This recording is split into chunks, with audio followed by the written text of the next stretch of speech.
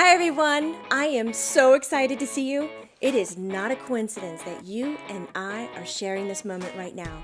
Do you know I've been working as a medium for over 25 years, and my eyes are so wide open right now and focused on this deep inner need of an awakening. Like life is consciously connecting to all that is. So I've decided to create the Lighter Side Network, where each show and each host reminds us how the everyday meets the extraordinary. Be it in the realm of mindfulness and healthy living, having an empowered and authentic life with humor, trusting your intuition and communicating with beyond, energy healing and releasing unconscious obstacles, astrology, living in your joy and truth, and so much more. Join us as we share our knowledge and experiences with you. We're going to have so much fun. Hi everybody, my name is Laura Boone. Hi, my name is Ursula Lentini. Hey everyone, I'm Thershna Patel. Hi everyone, I'm Dr. Karin. Join me on my show. Are you ready? Only on the Lighter Side Network. Only on the Lighter Side Network. The Lighter Side Network, where the everyday meets the extraordinary. That's us.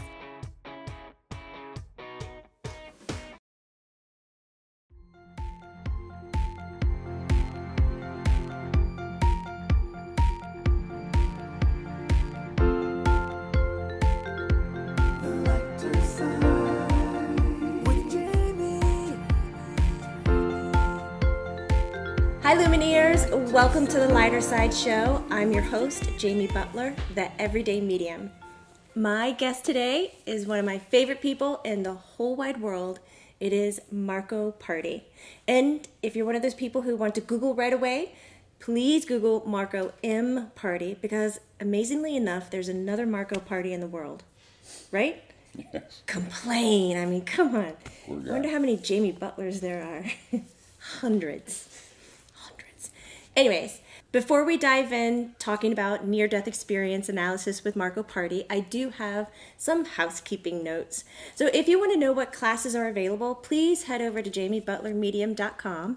We do have some in-person classes happening, so just stay in the loop. That's the easiest way. My favorite thing to talk about is how to use these things in an everyday way. Come on, guys. This is common. This is like real. This is happening. You're here for a reason. So let's just dive in to Marco Pardi. I was asking him before the cameras were rolling, how do you want me to introduce you? My line was, I'm with the most extraordinary man in the world. And there was no response from Marco. And then I asked him, was the most extraordinary man in the world drink? And that was an interesting coffee. We have some coffee today. But anthropologist, I'm going to say it wrong. Tell me. Thanatologist. Thanatologist. I had remembered it as thanology, which is not. Thanatologist, which is the study of death and dying. And if you guys know anything about Marco, he's been around a little while. He's worked with Kubler-Ross, the process of dying. Is that how you would say it? He's worked with Raymond Moody. Marco here created the curriculum on death and dying for colleges, and some of that is still taught today, isn't it? Mm-hmm. That's phenomenal. You had your own radio show. Mm-hmm. You helped spearhead hospice in the United States of America. I mean, guys, he's sitting in the studio. He has a blog he writes, which is, well, we'll put the link below because it's spelled out, mpardi.com. But we'll have it all there for you. If you guys are interested in getting the more technical, and when I say on the fence, I mean on the fence. You are the first and only person that I have met that can still maintain a neutral, dare I say, belief system? Because if I say belief system, that means you're believing in something. But you don't sign up for any one thing, which helps you have a voice of it all, neutral. So I can say you're a non-believer, but then that would make you believing in nothing. That's not entirely accurate, but I define belief as accepting something without any evidence, and I don't accept anything without any evidence. So I'm not a believer that I don't believe, for example. I question, do I not believe? And I find the answer is, I don't believe. We can stop there. I'm done. I tell you when you come, and Lumineers, if you've been on my YouTube channel, if you go to one of the very first posts I've ever made years ago, it's Marco and I sitting down and talking and covering these topics and getting engaged. And I tell Marco, every time I'm with you, you reset my gears. I get blown away all over again. It's like the way, I'm so attracted to the way you see things that it's so much above my head that I can only hold on to little bits of it until I experience it myself. No, it's true. I mean, we look at the same things. Of course, it goes with anybody. You gather different information. And I admire the way that you see things. And you've been working with near-death experiences, NDEs, for, dare I date you, a few centuries. Specifically since the 1970s, early 1970s, yeah. Good times.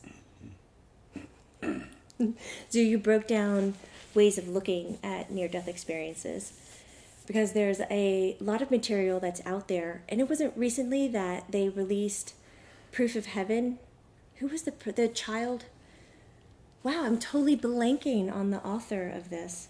I don't recall the author either, but if I remember correctly, that was the one that was shown to be spurious. It was false. Yes, yeah. The child had an experience, and the father coaxed and told a story, and the church got behind it. So there was a faith and a religious system behind the story, and then it came out later because of, the guilt of the father. They wanted to make it right.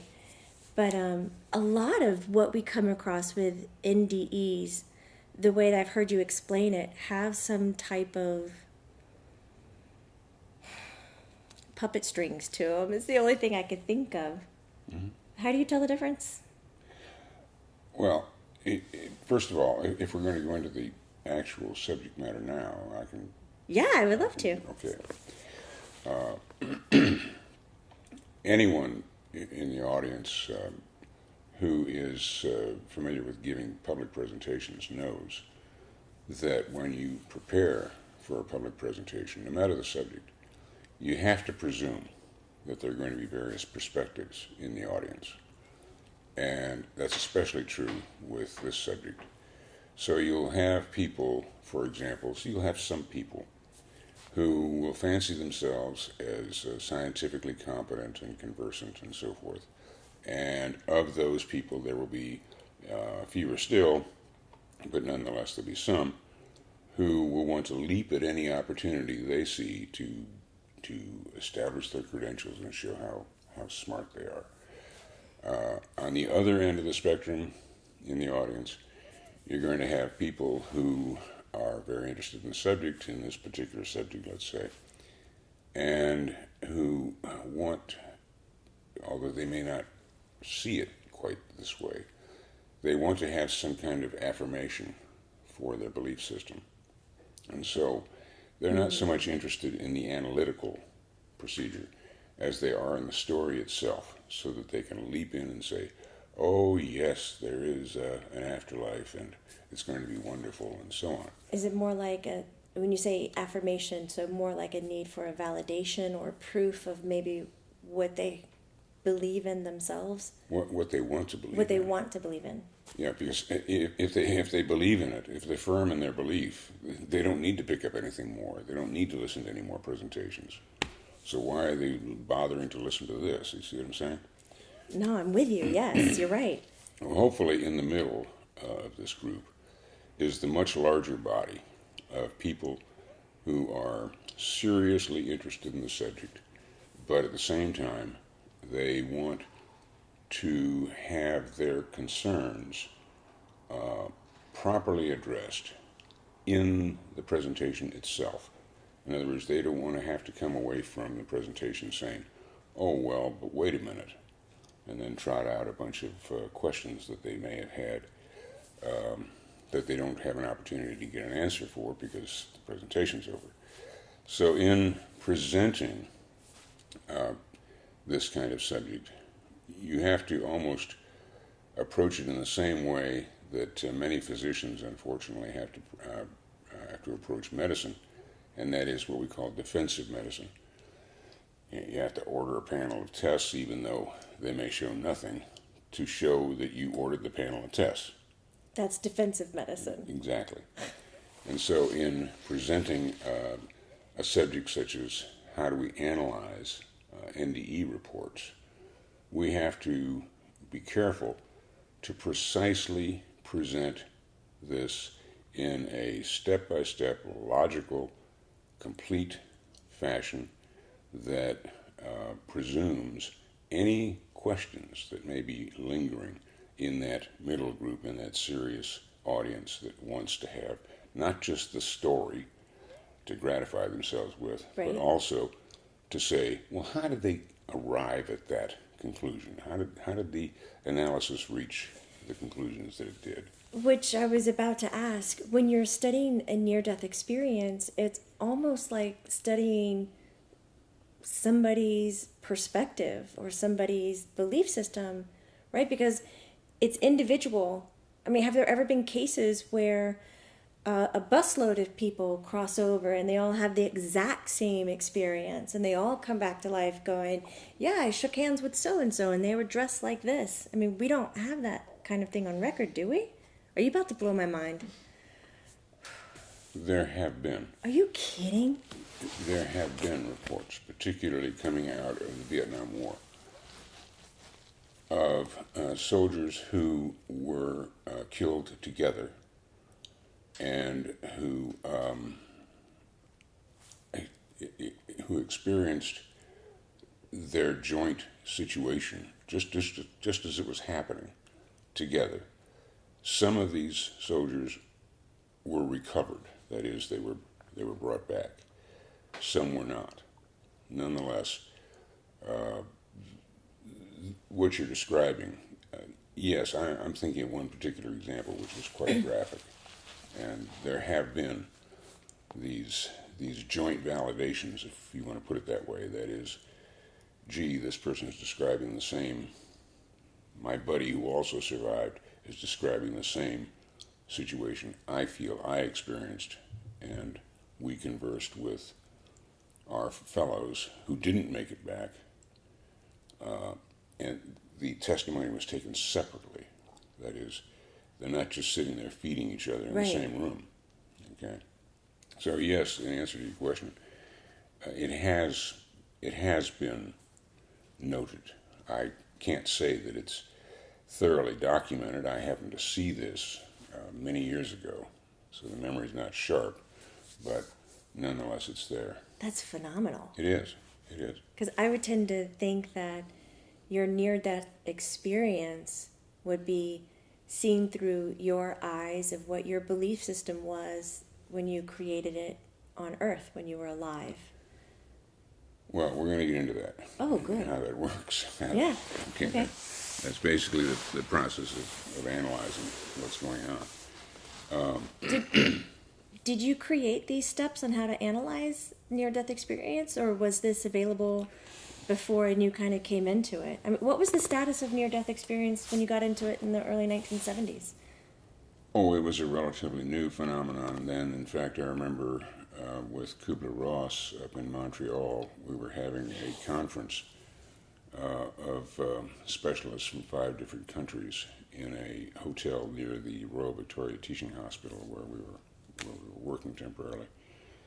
And one of the topics came up on Raymond Moody's recently released book, or about to be released book.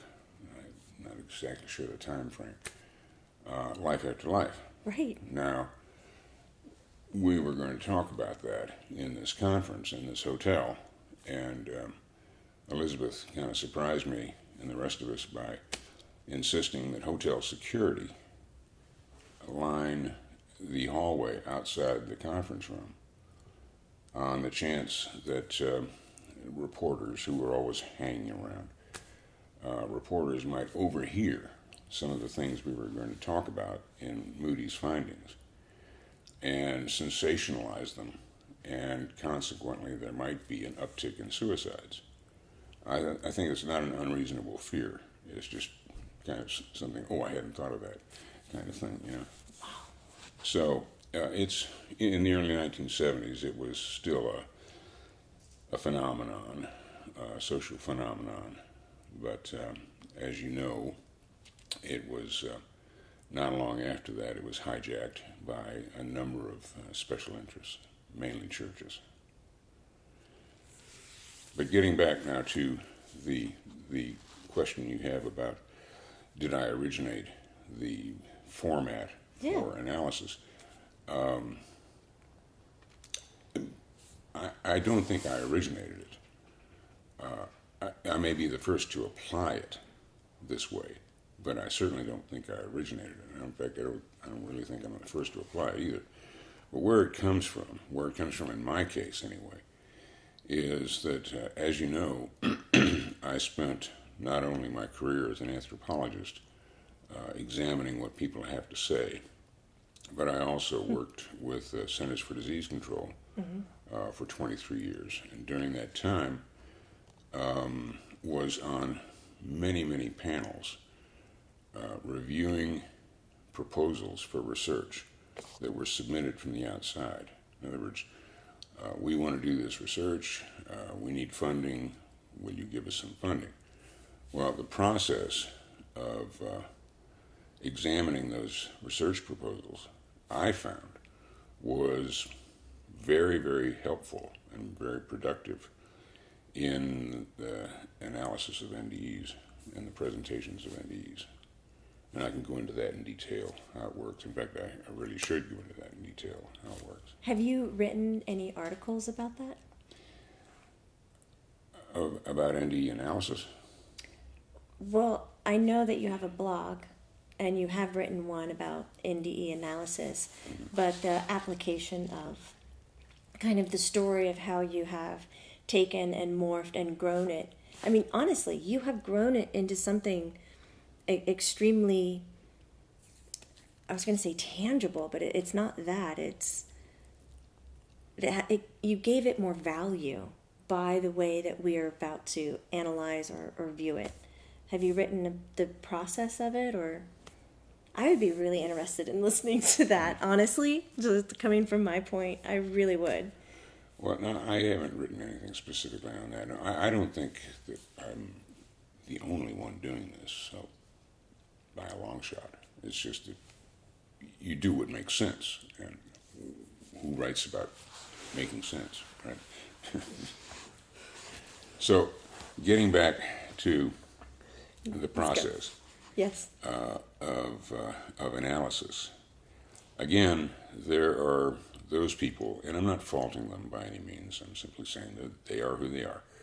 There are those people who want to go straight to the experience itself. Oh, let's get like all the this good parts. tedious stuff out of here. Let's, get to the good The stuff. goodies.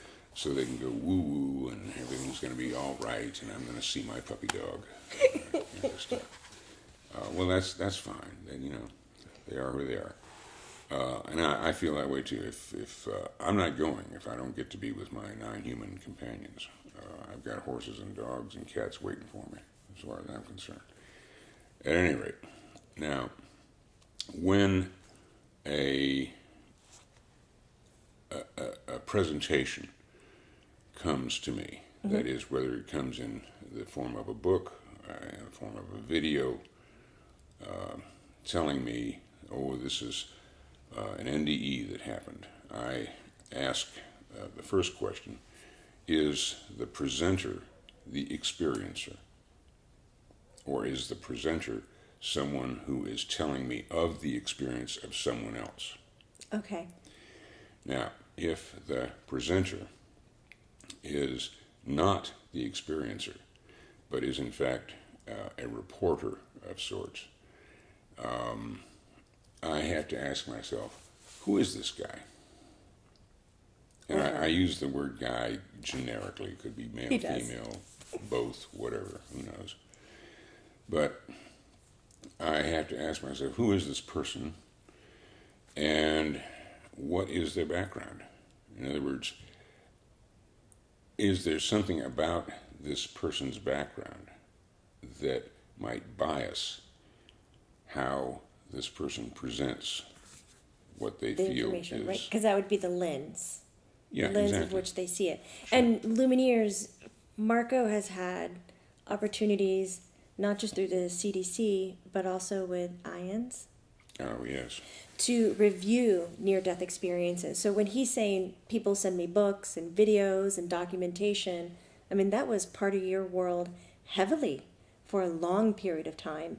This isn't just like some hobby where he opened up and was like, oh, if you have a friend who's done this, send it to me. I mean, this was what your feet were in. So, and he's humble enough, so I'm just going to say, like, you were revered as one of, yes, top leading people to look at near-death experience analytically to help identify, is it a real experience, or what would be the other one be? It's not real, but Manufactured. there you go.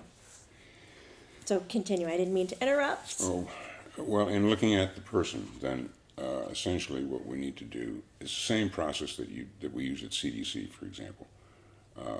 Some principal investigator, the lead scientist on a proposed project.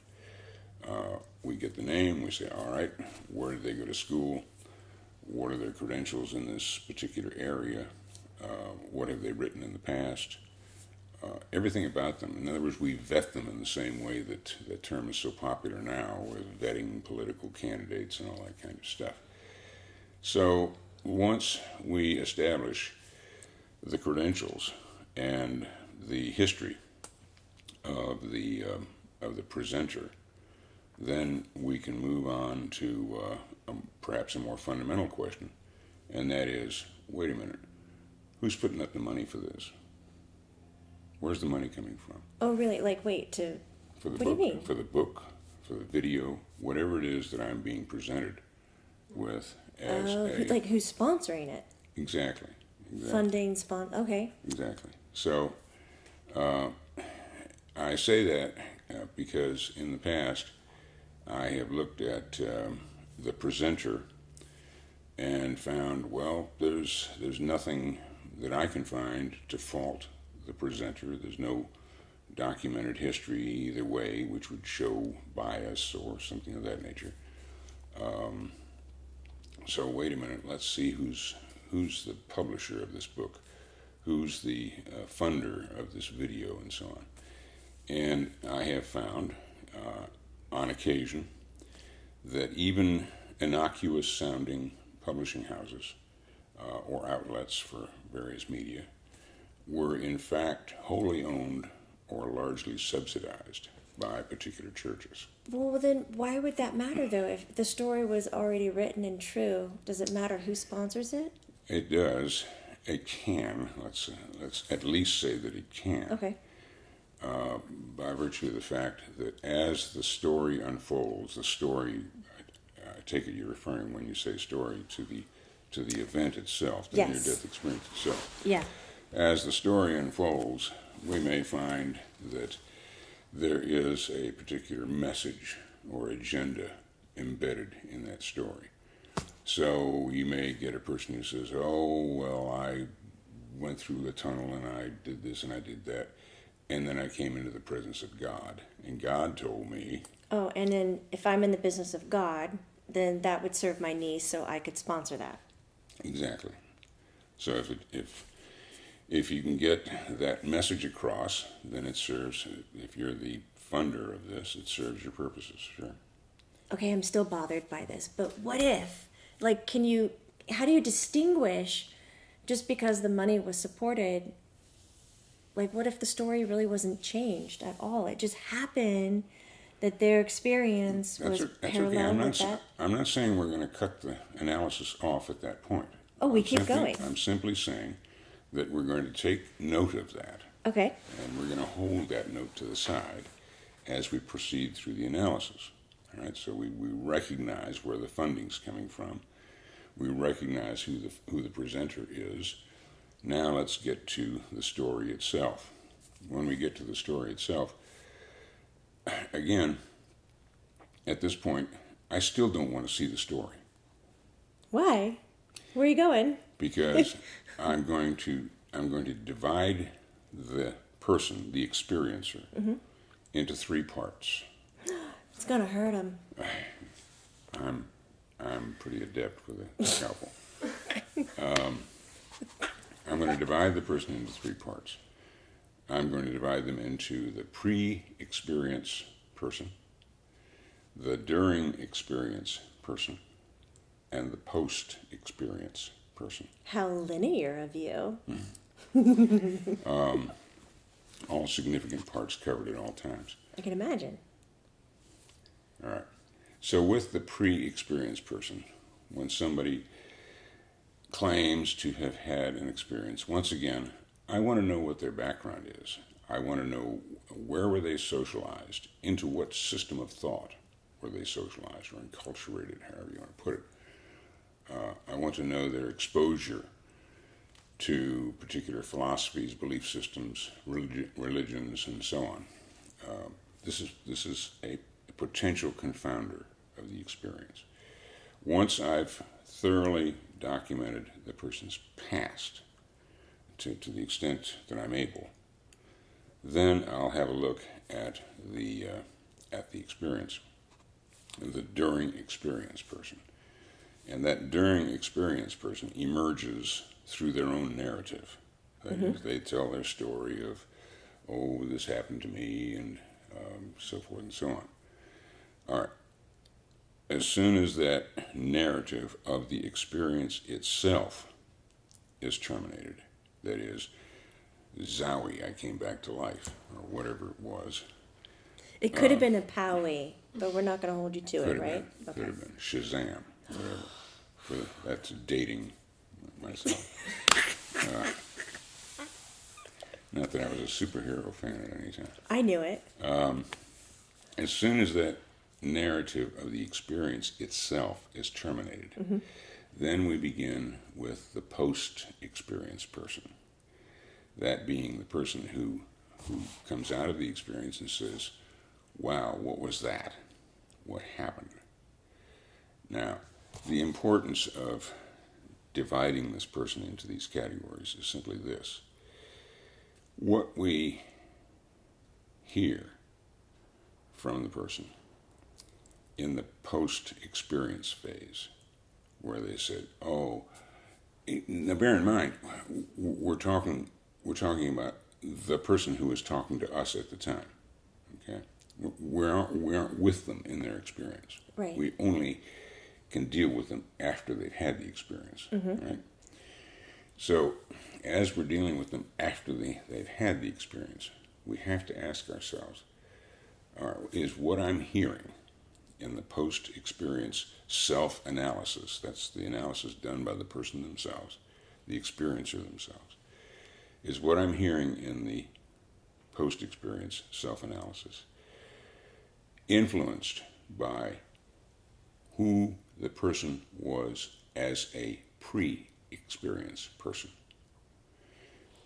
To make that simpler, people sometimes say, well, does a person who doesn't believe in God ever have an NDE and say, I saw Jesus? Do they? In fact, they do. They do. Now, this isn't to say they all do, don't mistake me. No, every experience is But different. this is to say that there are post-experience statements that reflect an idea that they saw some kind of God figure, and in the Western world, it's often attributed to Jesus. Now, let me specify on this for a moment. Okay. First of all, regardless of what you find in analyzing the pre-experience person, and part of me regrets getting so technical. But if you listen back to what I said at the start, you've got to do this. Okay? Otherwise, it's just another storytelling event. If when we look at that post-experience person and we look at that pre-experience person, if we find that the pre-experience person was a person who, for example, did not believe in a God, and I'm just taking this God thing. There are many other aspects of the NDE, obviously. No, I think it's a than great just this. example. We can all relate. But just to take this business, if I saw the light and I realized it was God or whatever, you know. If we look at the pre-experienced person and we find this is a person who has never had a belief in a God, was raised in a strictly non-religious household, and so forth, all the characteristics you would assume of a person who is not religiously affiliated. We still find that the person was raised in a culture that at least knew of an idea that there was a God. That's what I was going to ask you. You're not, I'm not going to say you're not going to find someone who's never heard of the idea of a God, but it's pretty darn unlikely you're going to find someone who's never heard of the idea of a God. Right. Even in cultures such as North Korea or somewhere like that, where religion is very, very strictly suppressed. The very fact that it is suppressed, the very fact that the effort is made to say you will not believe in a God, presents the idea of God. Okay? Yes. So you can't say the person is totally like, God, how do you spell that? You never heard of that? DOG, that's how you spell it. Okay? So you see my point. Yes. So even the person who is apparently free of any such influence or bias is in fact most likely not free. That means that we have to question when a post-experienced person self-analyzes the experience and says, oh, that light that I saw was God. We have to ask ourselves, is the post-experienced person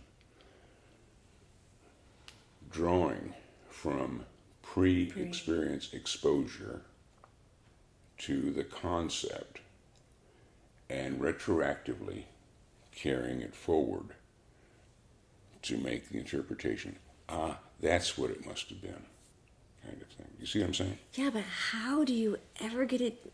How do you put those two together? It isn't easy. That's why I say, or I haven't clarified it now, but these kinds of analyses are typically not the kinds of things you see in popular literature. No, People no, my aren't- God. People aren't gonna, You're right. People aren't going to sit still and say, oh, let's see now, we've got to cover every angle and every possibility. They want to get to the good stuff. Right, and I think it's really important to talk about because our culture is diving more into this new age spiritual, this woo-woo, whatever it is. Like there's a movement here happening, and I think people are coming up with all kinds of near-death experience stories, and they're not taking the time to analyze it or look at it or break it down to even identify if it is what they believe it is to be, because it's kind of cool and people like it and it's accepting, so they just might, oh, I don't need to analyze it, it's just real. I'm just going to believe in it and that's what happened and it's real. Well, the danger, of course, that you have introduced there is the danger of conflating spirituality with some kind of super spirit, a chief spirit. Just because there is, let's say, for the sake of it, just because there is a spiritual life inhabited by pre-incarnate persons or people who were incarnated at one time as flesh and blood, just because there is this aspect of reality and existence doesn't mean that you have to have a chief spirit for this collection of people. That's a projection of the human condition. Oh, we've got a big society. Oh, well, we must have a leader for this society. We must have a chief. I so want to bite this and run with it. I'm trying not to. I want to get more into NDE, blah, Okay. blah, blah, Now, NDEs. before we bite that and run with it,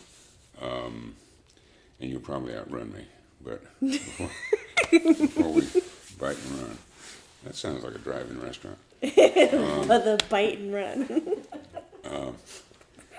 What we need to do too is, in all fairness, Yeah.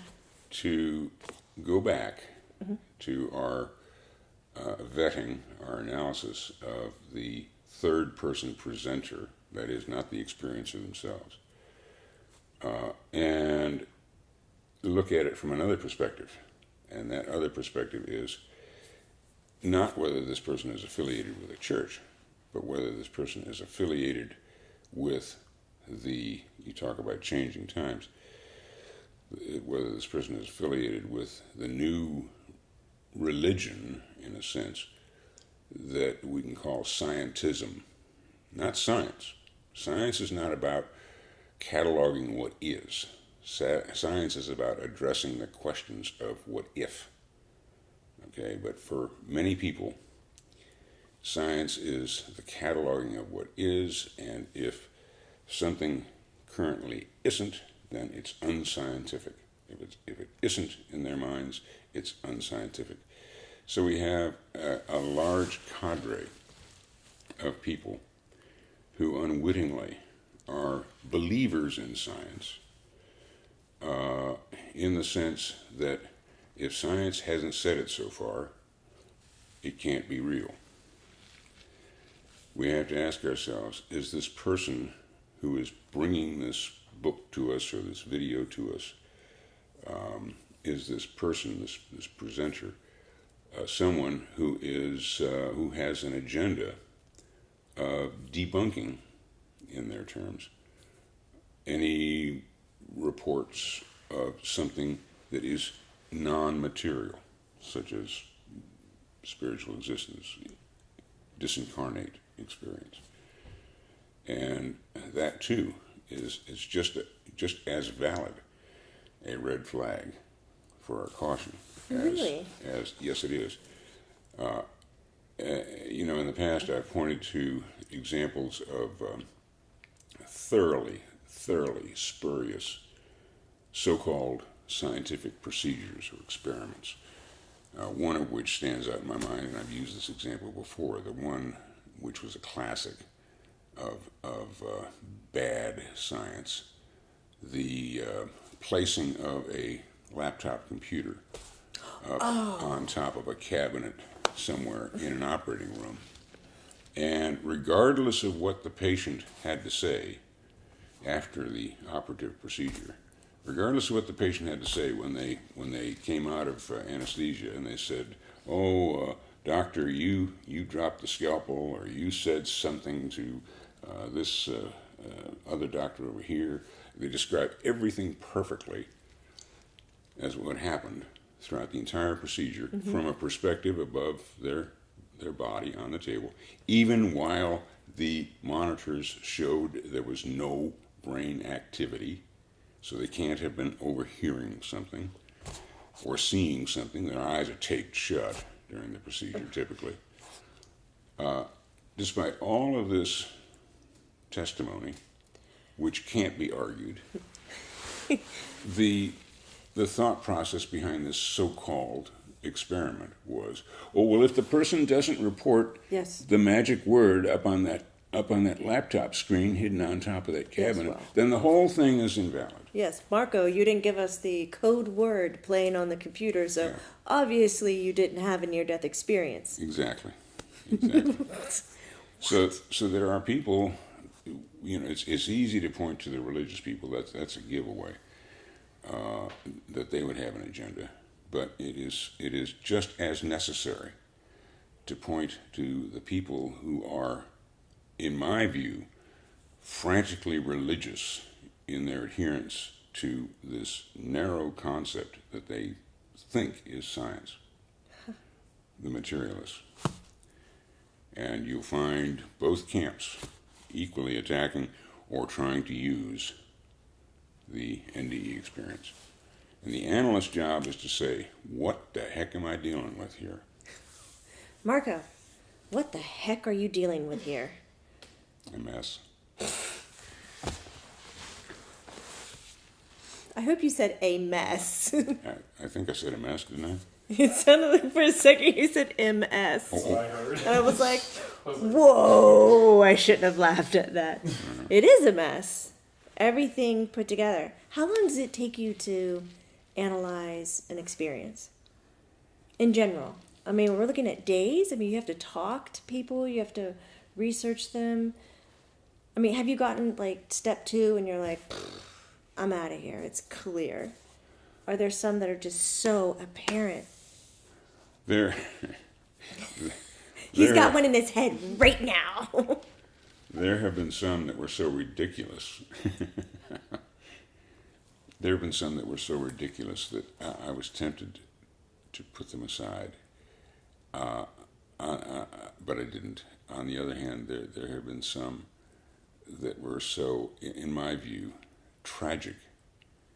I took the initiative to contact the publisher of the book and plead with them to not expose this person to the public. Did they? For their own safety, for the safety of their family and their mental health.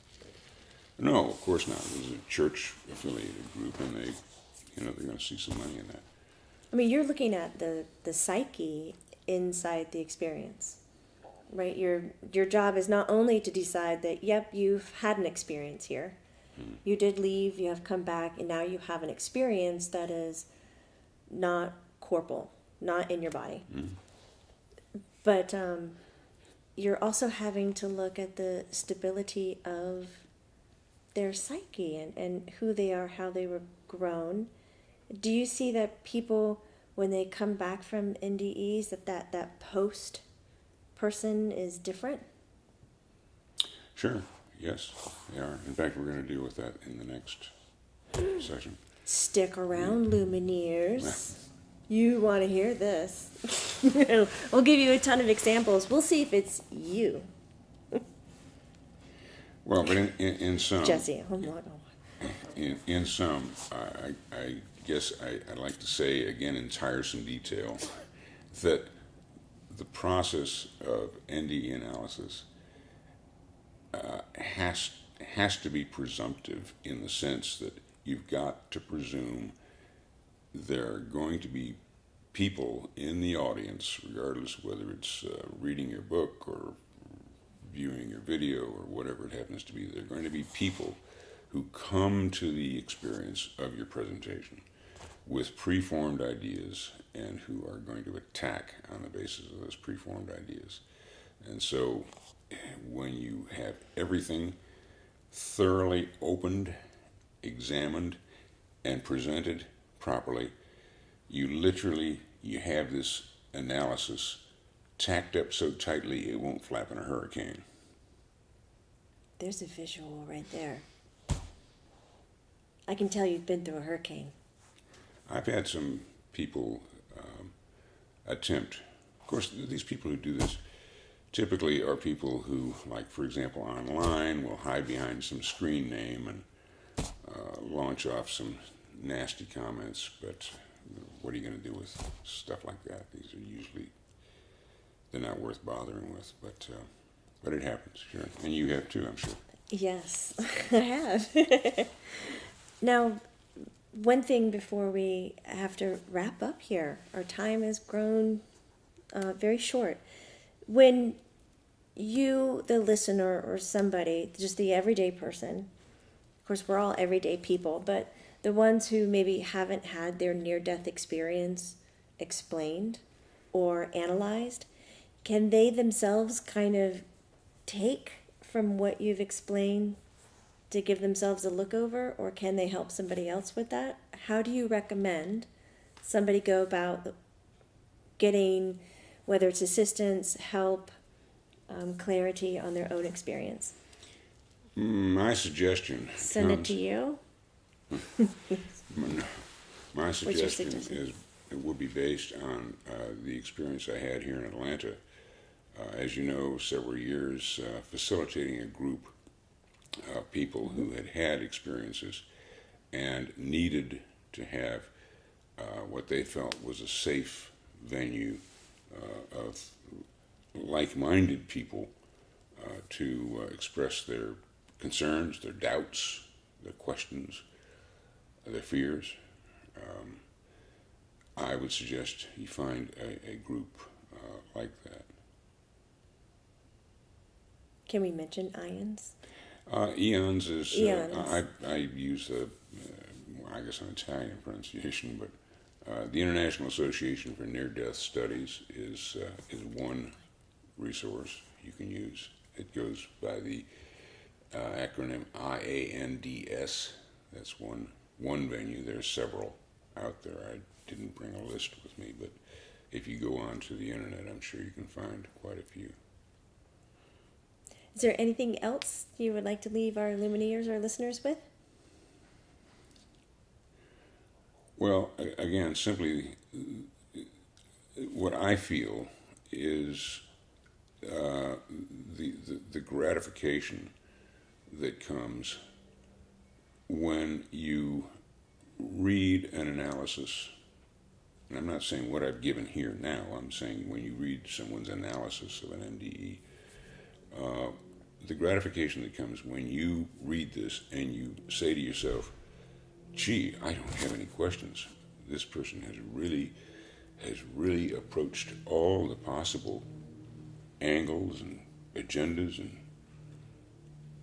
possibilities I can think of. That's a well done analysis. Well, I got one thing for you. Are NDEs real? Are NDEs real? Are they real? My personal conclusion, which I guess is what you're asking for, yes. Can I ask a follow-up question? Are we still rolling? Can I ask a follow-up question? We are still rolling. You can. Can I? You can ask whatever you like. Doesn't Okay. mean I'll answer it, but you can ask whatever you like. I hope you answer this one. NDEs are real, in your opinion. Your definition of an NDE is an experience outside of the physical body. Correct? Yes, but let me elaborate on that just a little bit, okay? Okay. Here again, what we have seen, unfortunately, as an example of how things are so easily distorted when they're publicized, is that just as with Elizabeth Kubler-Ross's book on death and dying, original book on death and dying, people took those so-called stages of dying, and they made them into a formula, and that everybody has to go through these stages in this order. Well, that's not what she intended at all. Same thing happened with the NDE. When Moody's book came out, somebody framed a formula of, let's see, first you got to have the out-of-body experience, and then you find yourself going through a tunnel, and then you hear things going past you, and then you came out of that tunnel and you saw dead relatives, and then you saw a light, and then on and on and on and on. Of the hundreds and hundreds and hundreds of NDEs that I've read and that I've personally listened to, I can tell you no two were identical. And if, in fact, I'll give you a candid response to your question. When I hear or read someone trot out an NDE that follows the format laid out by the mass press, my first reaction is, wait a minute, we got a problem here. Because it is highly unlikely that you're going to have this progression of events so easily mapped out that has been described in media. So it becomes suspect for me. Okay. But a real classic NDE, is it, in your opinion, an out-of-body experience? Well, that's part of it. Yeah, sure, that's part of it. Not all of it, but that's part of it. You can have an out-of-body experience without being near death. Oh, crap. So where your physical body is dead, but you're still having an experience. Or not working. Out. No brain activity, nothing. And there's experience that happens that you recall.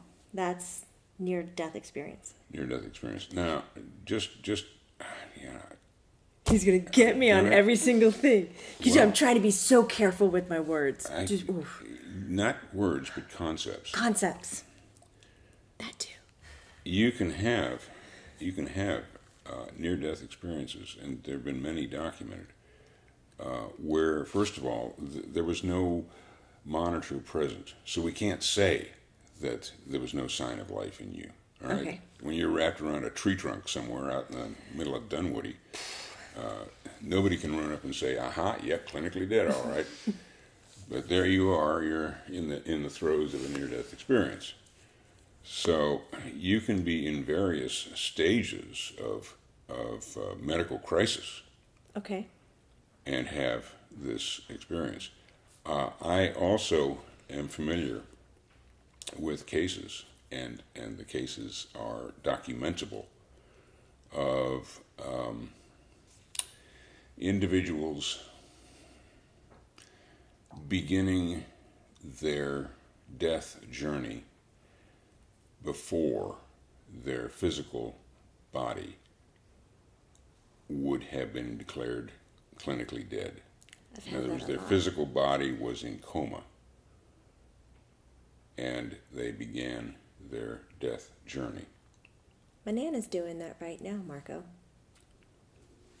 Your My Nana. grandmother? Yes, my grandmother. Mm-hmm. She's now 12 days without eating. Mm-hmm. And when I just softly close my eyes and I think of her name, she is there in spirit. Mm-hmm. It's not like me softly closing my eyes and thinking of you. Your energy's tethered to your body. Hers is not. Exactly. That's really entertaining. But you know what I wanted to do? I want to conclude that if the near-death experience is having experience outside the body, doesn't that mean experience or life exists outside of the physical body? Oh, sure it does. Again, the materialist view that for example, that the mind arises from the brain, that view is thoroughly invalidated when you've got a brain on a table, a person on a table with a clinically non-functioning brain, and yet who is able to, upon recovery, is able to tell you in fine detail what transpired while they were clinically brain dead. Oh, I'm only going to believe it if they can tell me the word that's on the screen at the that's top. right. Yes. We got to see that. Otherwise, I'm dismissing the whole thing. Yeah. God, thank you so much for coming back to the studio and just shooting the breeze.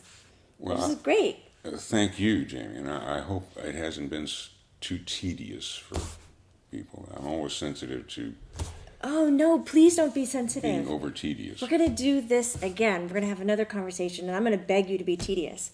Because this is really, honestly, this is the only time we get to have people in the studio that we can really talk about these topics in depth that way. So we really appreciate that. The Lumineers love you. We love you. So thank you so much. You can find Marco Pardi online. We'll put his blog site below. Please go check it out. And Lumineers, remember, it's not woo-woo, it's true. I haven't said that in a while. I was wondering if you'd react to it.